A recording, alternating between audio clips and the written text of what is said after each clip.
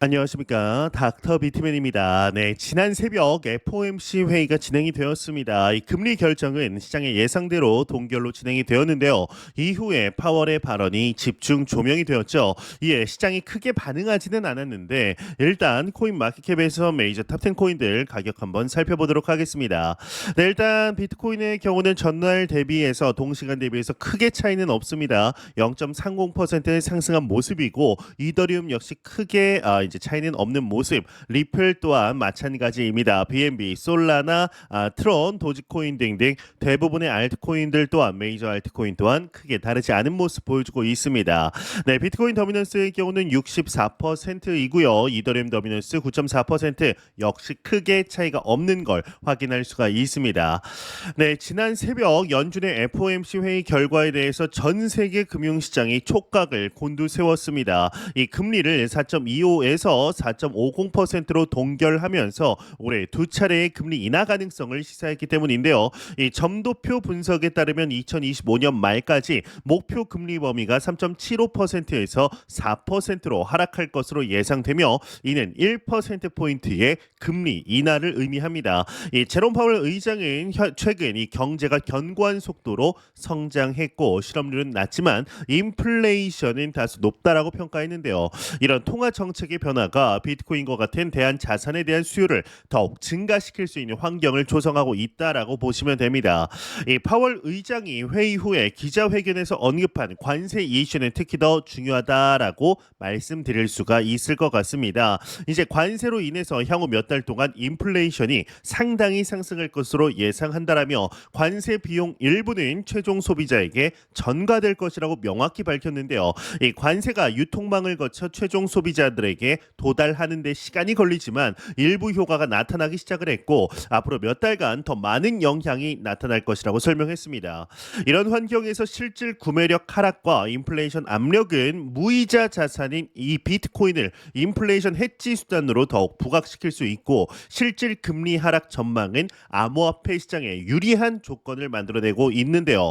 이와 더불어서 현재 뺄 수가 없는 소식이 이스라엘과 이란의 소식일 겁니다. 이 월스트리트 저널이 보도한 바에 의하면 이 트럼프 대통령이 전날 이란 공격 계획을 승인했지만 이란이 핵무기 개발을 포기할지 보기 위해 최종 공격 명령은 보류했다라고 합니다. 이 트럼프 대통령은 백악관 집무실에서 나는 무엇을 할지에 대한 생각들이 있다라며 시한 도래 1초 전에 최종 결정을 하고 싶다. 왜냐하면 상황은 변하기 때문이다라고 모호성을 좀 유지했다라고 볼 수가 있는데 이 트럼프는 싸우는 것을 추구하지 않지만 그것이 싸움이냐 이란의 핵무기 보유냐 사이의 선택이라면 해야 할 일을 해야 한다라며 강경한 입장을 보였습니다. 이런 지정학적 긴장감이 높아질 때마다 전통적 안전 자산보다 비트코인으로 자금이 몰리는 현상이 나타나고 있는데요. 이 트럼프 대통령의 무조건 항복하라는 이 소셜 미디어의 메시지에 대해서 이란 최고 지도자이죠 하메네이의 경우는 이란 국민은 항복하지 않을 것이다 라고 이야기를 하면서 미국의 군사적 개입이 의심할 여지 없이 돌이킬 수 없는 피해를 초래할 것이라고 정면으로 맞섰습니다.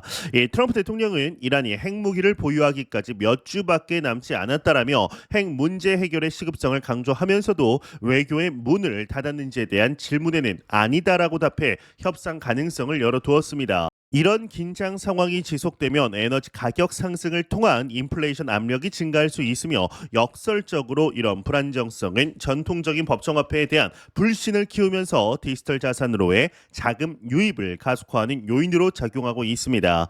이와 더불어서 이 비트코인의 가격에 관한 분석들 지속적으로 나오고 있습니다. 이 비트와이즈의 분석에 따르면 2025년까지 이 비트코인으로 유입될 자금이 1,200억 달러, 2026년에는 3천억 달러에 이를 것으로 예상을 하고 있습니다. 이는 단순한 개인 투자자들의 관심 증가를 넘어서는 수치인데 국가 차원에서 금 보유고의 5%를 비트코인으로 전환하려는 움직임과 미국 내 주정부들의 참여, 대형 자산 운용사들의 플랫폼 확장, 그리고 상장 기업들의 대규모 매입이 모두 포함된 전망입니다.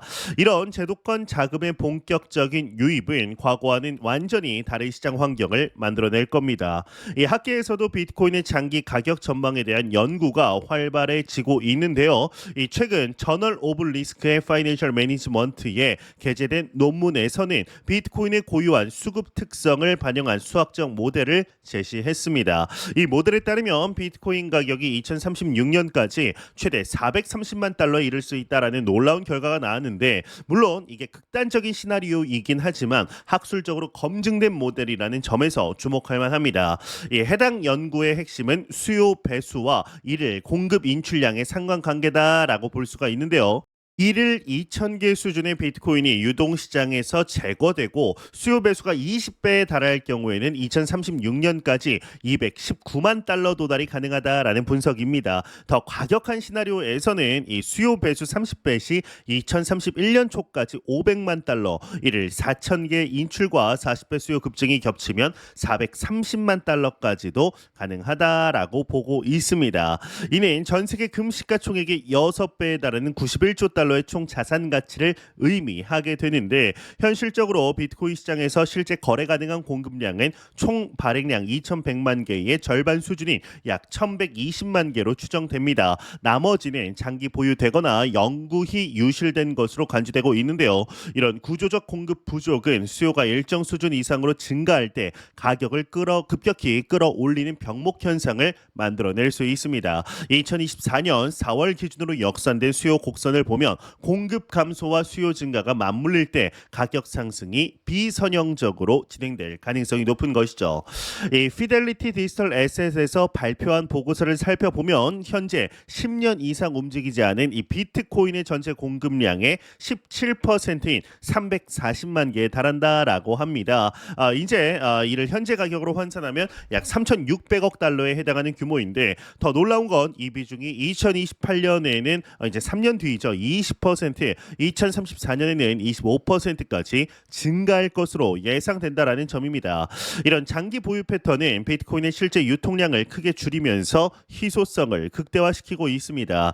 이 비트코인의 채택률 곡선 분석에서도 흥미로운 결과가 나왔는데요. 현재 비트코인의 전체 글로벌 채택의 5%도 도달하지 않은 상태다라는 겁니다. S커브 모델로 분석을 해보면 아직 본격적인 확산 구간에 진입하기 전 단계에 있다라는 해석이 가능한데요. 이는 향후 몇 년간 폭발적인 성장 잠재력이 남아있다라는 의미로 받아들여집니다. 이 연구진들은 2027년 초까지 모든 시나리오에서 100만 달러 도달 가능성을 공통적으로 제시하고 있습니다. 2년밖에 안 남은 거죠. 2년 뒤에 10배 상승이라고 한다라면 상당히 투자할 만하다. 지금 알트코인 투자할 때가 아니다라고 생각을 하셔도 됩니다. ETF를 통한 기관 자금 유입도 꾸준히 이어지고 있습니다. 하루 평균 285개 수준의 지속적인 비트코인 매수가 진행되고 있고, 이는 기관 투자자들의 안정적인 수요를 보여주는데요. 이 미국 상원의 이 루미스 의원이 제안한 전략적 국고 비축안이나 기업들의 대출 기반 비트코인 매입 움직임도 구조적 수요 증가 요인으로 작용하고 있습니다. 이런 제도권 참여가 과거 개인 투자자 중심의 시장과는 완전히 다른 양상을 만들어내고 있는 겁니다. 이 비트코인 100만 달러 달성을 위해서는 총 시가총액 21조 달러에 도달을 해야 합니다. 현재 약 2.1조 달러에서 10배 이상 성장해야 하는 수치인데, 이는 결코 쉽지 않은 목표이긴 하지만 이 공급 증가 둔화와 수요 급증이라는 구조적 변화가 과거 반감기 후에 랠리와 유사한 양상을 보이고 있기 때문에 불가능한 수치가 절대로 아닙니다. 특히나 글로벌 통화 정책의 완화 기조와 지정학적 불안정성이 결합되면서 이런 시나리오가 현실화될 가능성이 높아지고 있는 건데요. 이 기술적 분석 측면에서도 긍정적인 신호들이 나타나고 있습니다. 비트코인의 온체인 지표들을 보면 장기 보유자들의 비중이 계속 증가하고 있고, 이는 시장의 성숙도가 높아지고 있다는 증거로 볼 수가 있습니다. 특히나 기관 투자자들의 참여가 늘어나면서 과거와 같은 극단적인 변동성은 줄어들고 있지만 상승 추세의 지속성은 오히려 강화되고 있는 모습입니다. 이런 변화는 비트코인이 투기 자산에서 투자 자산으로 전환되고 있음을 시사합니다. 이 공급 측면에서의 구조적 변화도 주목해야 합니다. 채굴 난이도가 계속 증가하면서 신규 공급량 증가 속도가 둔화되고 있습니다. 동시에 기존 보유자들의 장기 보유 성향이 강화되면서 실제 유통량은 더욱 줄어들고 있습니다. 이런 공급 제약은 수요 증가와 맞물려 가격 상승 압력을 지속적으로 만들어내고 있죠. 이와 더불어서 이제 리플 XRP 관련 소식들도 지속적으로 나오고 있는데요. 이제 캐나다에서 최초로 XRP 현물 ETF가 토론토 증권거래소에 상장이 되었습니다. 이 퍼포스 인베스트먼트가 운영하는 이 ETF의 종목 코드가 XPPP라고 합니다. XRPP라고 합니다. 전 세계에서 세 번째이자 캐나다에서는 최초의 XRP 현물 ETF인데요. 이게 단순한 시장 상장을 넘어서 XRP의 제도권 편입이 본격화되고 있다라는 신호로 해석을 할 수가 있습니다. 암호화폐가 투기 자산에서 정식 투자 상품으로 인정받는 알트코인의 역사적인 순간 중 하나다라고 볼 수가 있는데, 이 XRP ETF 상장의 파급 효과는 생각보다 클 수가 있습니다. 이 퍼포스 인베스트먼트의 최고 혁신 책임자 블라드 타세브스키의 경우는 캐나다 투자자들은 간단하고 안전하며 투명한 방식으로 디지털 자산 시장에 접근하길 원한다라면서 XRP는 그간 요청이 가장 많았던 자산 중에 하나였다라고 밝혔습니다. 이는 기관 투자자들과 개인 투자자들 모두에게 XRP에 대한 수요가 높았음을 보여주는데요. 이 캐나다 달러 해지형, 비해지형, 미국 달러 기준 등 세 가지 유형으로 제공되는 것도 다양한 투자자들의 니즈를 반영했다라고 볼 수가 있습니다. 이 글래스노드 분석에 따르면 전체 XRP 보유자의 무려 79%가 수익 구간이다라는 분석이 나왔습니다. 이제 굉장히 중요한 신호인데, 현재 2.20달러 바로 아래에서 거래되고 있는 XRP가 대부분의 지갑이 이 매수가보다 높은 가격에 보유하고 있는 상황입니다. 이런 구조가 단기 매도 압력을 줄이면서 자연스럽게 상승 모멘텀을 만들어낼 수가 있는 겁니다. 이 XRP의 이 네트워크 활성도 또한 급격히 증가하고 있다라고 볼 수가 있습니다. 이를 활성 지갑 수가 182.7% 급증해서 11만 개에 도달했고, 이는 최근 며칠간 대부분의 주요 암호화폐를 앞서는 성장세입니다. 네트워크 내 거래량도 하루 만에 21.2% 상승해서 13억 달러 규모에 달했는데요. 이런 대규모 자금 이동이 XRP가 단순한 투기 자산이 아니라 실사용 기반의 유틸리티 자산으로 가능하고 기능하고 있다라는 증거입니다. 캐나다 ETF 상장과 맞물려 이런 활성도 증가는 더 가속화될 것으로 보입니다.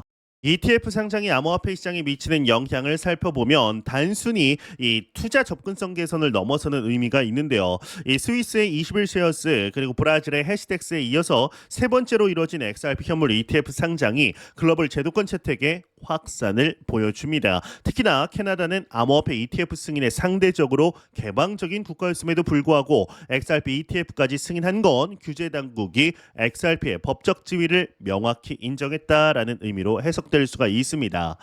이 XRP ETF 상장의 기술적 배경도 살펴볼 필요가 있습니다. 퍼포스 측은 XRP의 빠르고 저렴한 글로벌 송금 기능에 기반해 이번 ETF를 설계했다라고 밝혔습니다. 이는 XRP가 단순한 투기 자산이 아니라 실제 유틸리티를 가진 디지털 자산으로 인식되고 있음을 보여주는데, 리플과 연관된 XRP 레저의 네이티브 토큰으로서 국경 간 송금 시장에서의 활용도가 높아지면서 투자 상품으로서의 가치도 함께 인정받고 있는 겁니다.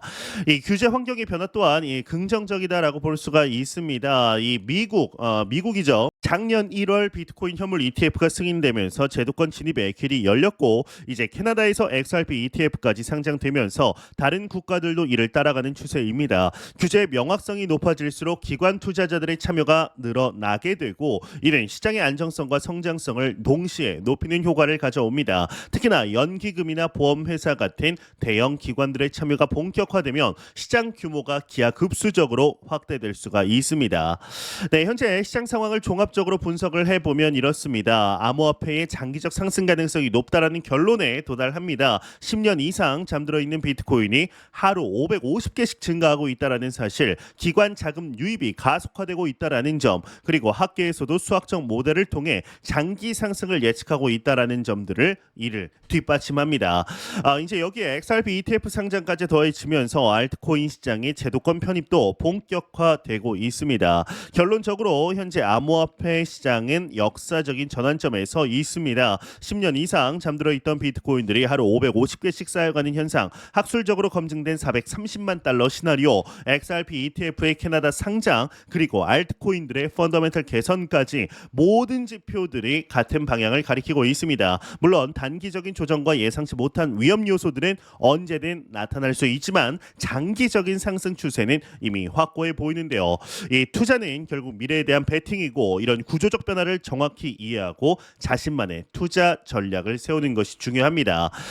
과연 올해 이제 한 6개월 정도 남았는데 올해 말 현재 비트코인의 가격을 보고 우리는 어떠한 생각을 하고 있을지 충분히 기대해 볼 만한 것 같습니다. 네, 제가 준비한 소식 여기까지입니다. 영상 도움이 되셨다면 구독과 좋아요 그리고 광고 한 편만 처음부터 끝까지 시청 부탁드립니다. 이 채널은 오직 광고 수익으로 운영이 되게 됩니다. 항상 영상 시청해 주시는 시청자분들, 구독자분들 너무나 감사드립니다. 오늘 남은 시간 잘 마무리하시길 바라면서 저는 더욱 도움이 되는 영상으로 찾아뵙도록 하겠습니다. 지금까지 닥터 비트맨이었습니다. 감사합니다.